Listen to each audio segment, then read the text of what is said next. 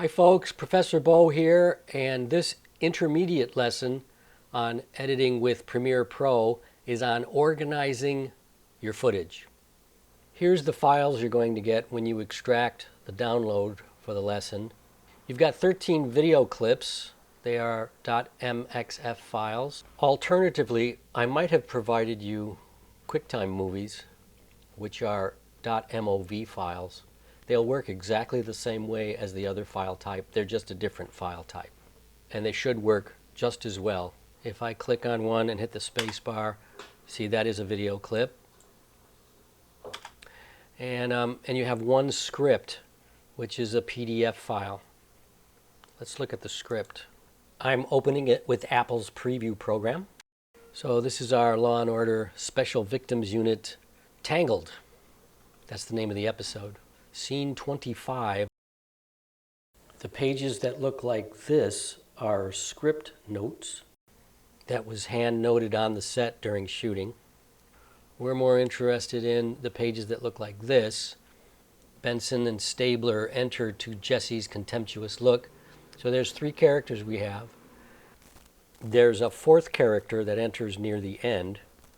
And if we look forward into the script, we'll see that we have 1, 2, 3 of those pages that look like that.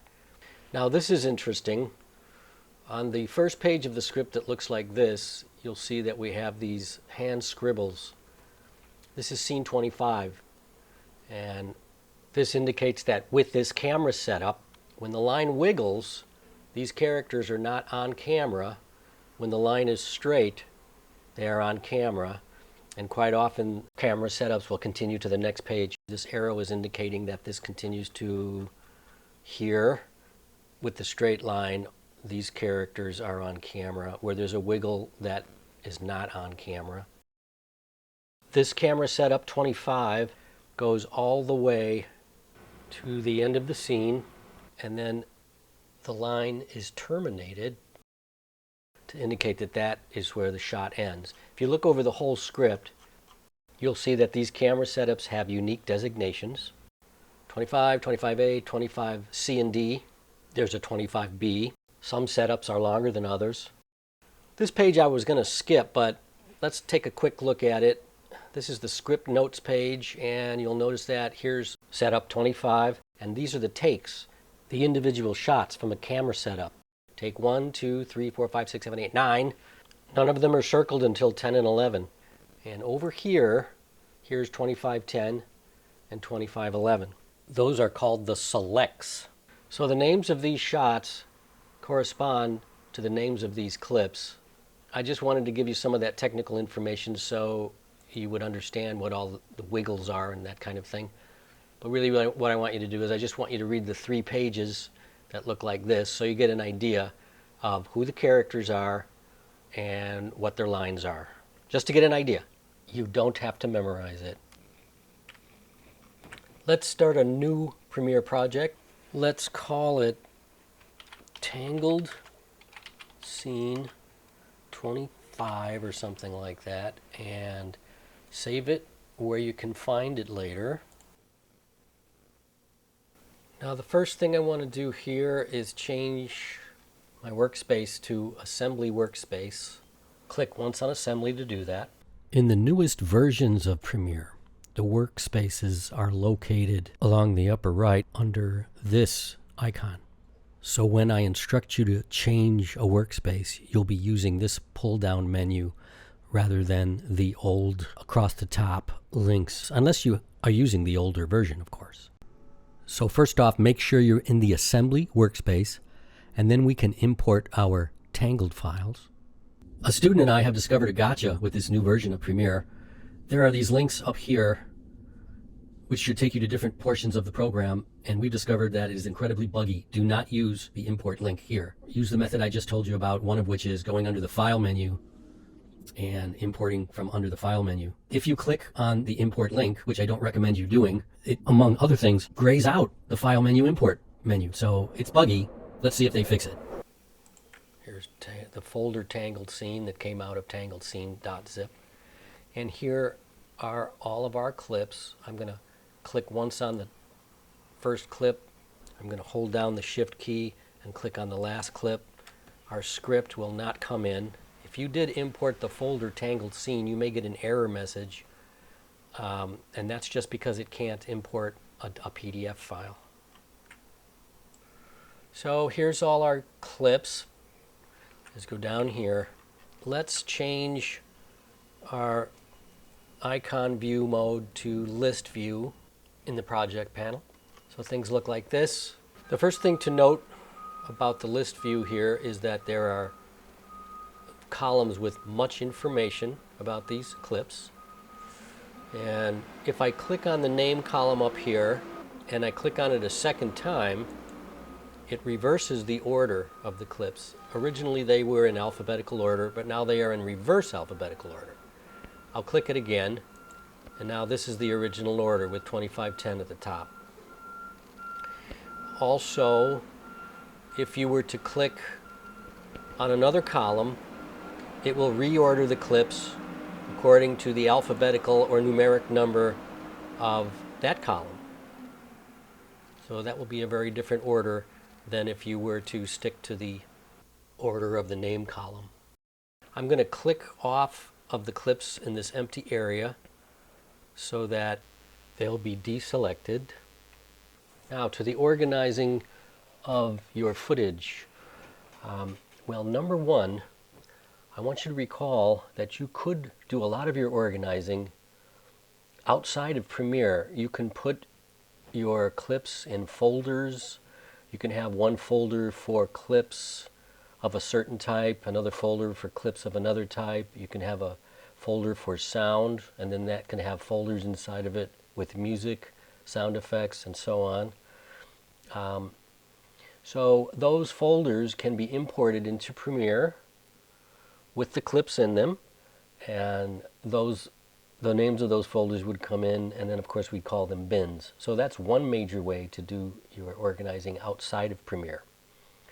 Now I'm going to talk about organizing footage inside of Premiere, and I want to show you how to create bins in Premiere. It's really easy. Our project panel here, we could go to the bottom right over here, New Bin. You click on New Bin and you get a folder, and you can name it whatever you want, and you can select clips. I'm shift clicking them to select multiple clips, and then I'm dragging them and dropping them into my whatever bin, and I can hide the contents with the twirly, and when I need it I can open it up. If you double click on a bin, it opens in a separate window, and then this can be moved up, so it could be permanently up here, and then we could also click this to get back outside of that bin. Now I'm going to bring these back out here and delete my bin, but I wanted to show you that you can also create bins inside of bins. You would just open up a folder, click on the Create a Bin down here, and then you'll have a bin inside a bin. So that's one way to organize footage.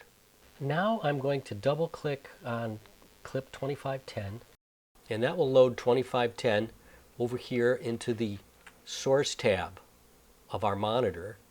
Program isn't being used yet because that's for use with the timeline. We're not putting anything in the timeline yet.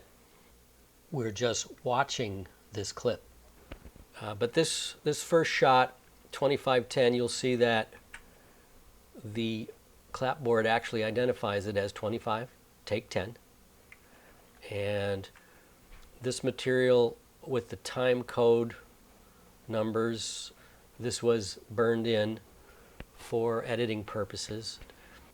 With Premiere, we don't need a burn in. The time code numbers are already here, and when I put it in play, you'll see that they're running across here. Let me tell you what time code represents. When footage is shot, every frame gets a number. I can use my right pointing arrow key on the keyboard to go one frame at a time, and this footage is at 30 frames a second. Another common frame rate is 24 frames a second. That's the old film style. It's still used today. But with this particular footage, these are the number of frames. So when we go 28, 29, and then we're going to get to 30, what happens is it carries over to the number of seconds. So with 30 frames, this is going backwards, with 30 frames a second, we're at 15 seconds right now. And when we get to 30, that's the 16th second. And since there's 60 seconds in a minute, I'm going to push this along to 59 seconds. You know, and one more second will be the 60th second.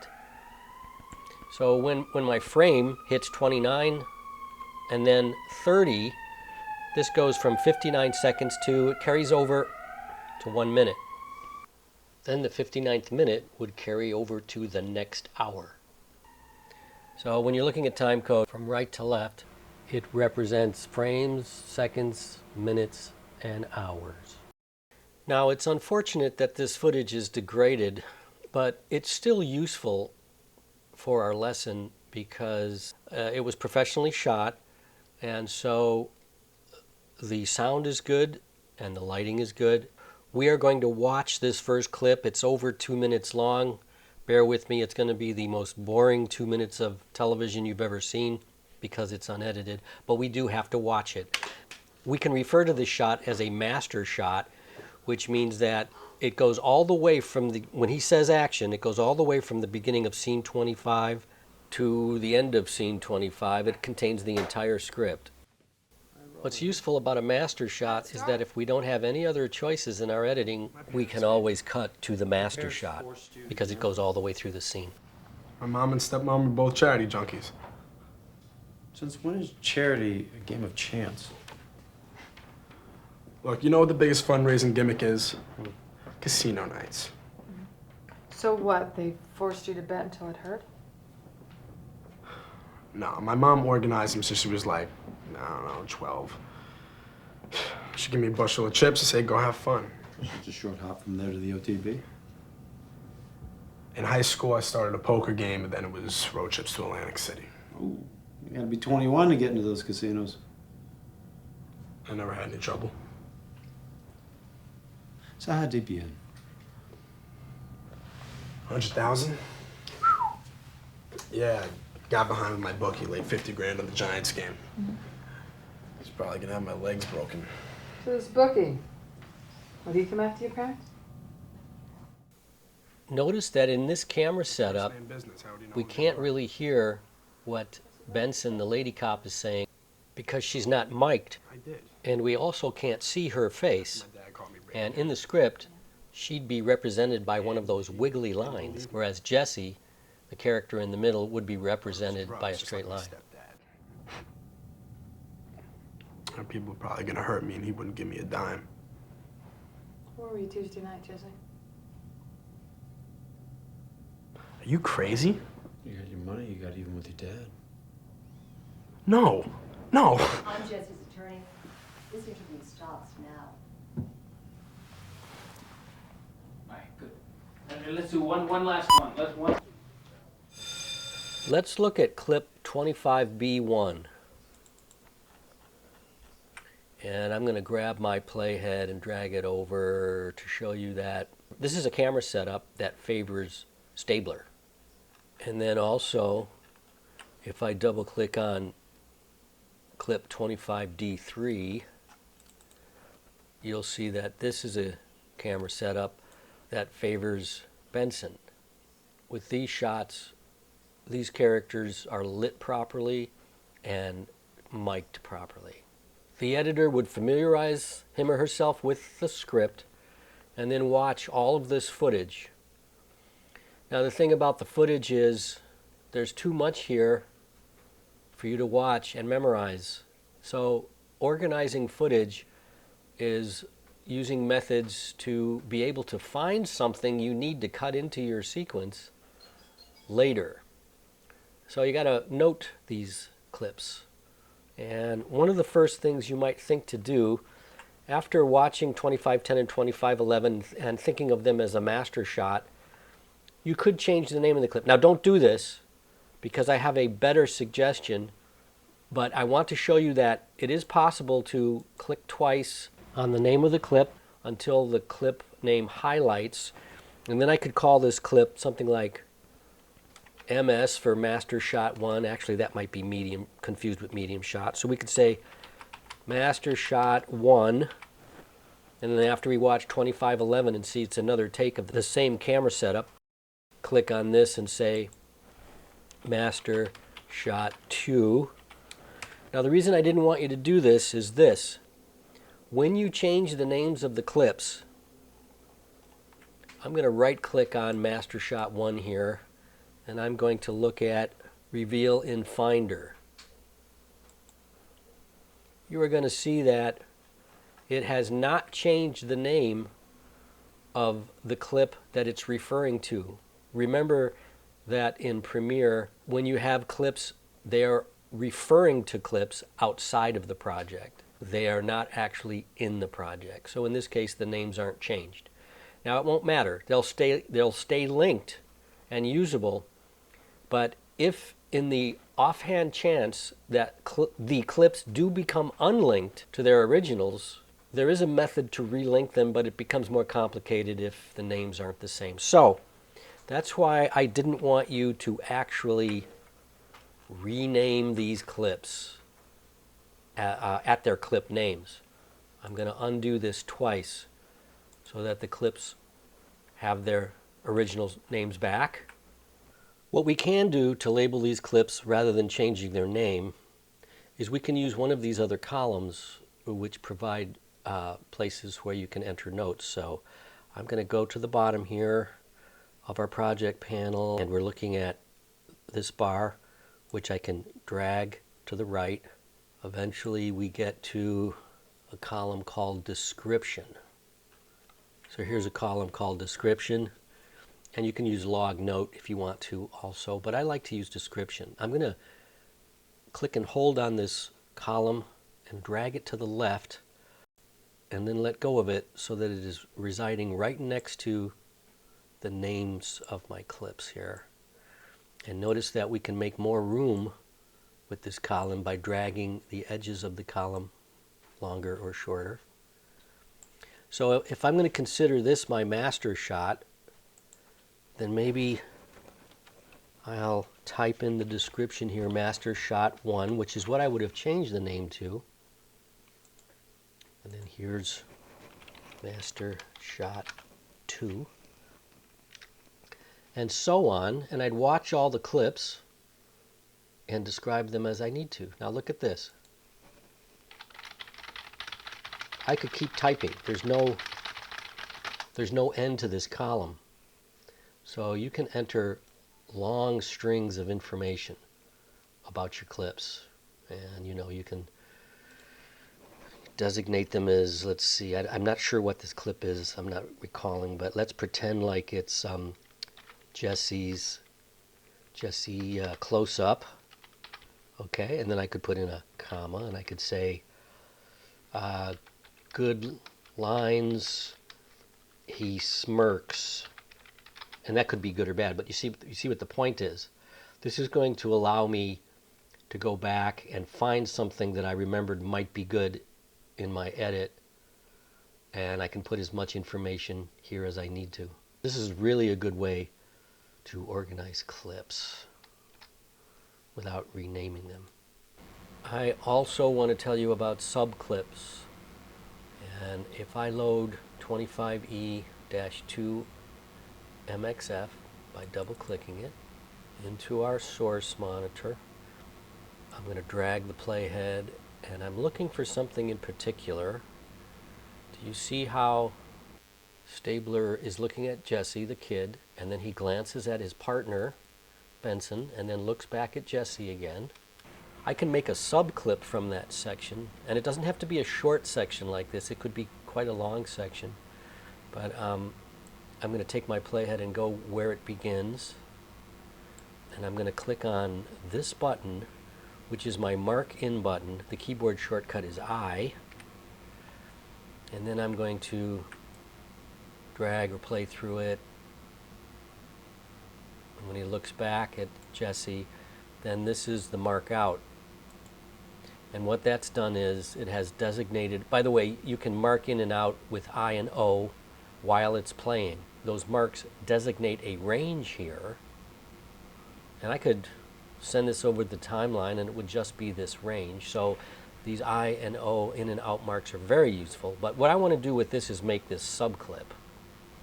So we're going to go up to the menu here under clip, and we can say make subclip. And then we get this, and it gives us a default name, but I can change it to Stabler Glances or something, right? By the way, by default, this box might be checked, and we don't want it checked because sometimes we want to be able to access the frames outside of the subclip. So I'm going to say OK, and what it creates is this item. Now notice how the subclip looks different than the regular source clips. The regular source clips, they have the icon of a piece of film and a soundtrack, but the subclip has smaller film and soundtrack surrounded by what looks like a mark in and out, and that is the range. So this subclip called Stabler Glances, I can double click on it, and if I put it in play, it's only that section that I defined with that range. This is extremely useful for breaking up long clips. When you make a subclip, it doesn't create any more media because it's still referring to the original clips as a database of frames. The subclips don't take up any more hard drive space than they need to. There's another one I want to get with a glance, and that is 25D-3. And here's where Benson also casts a glance.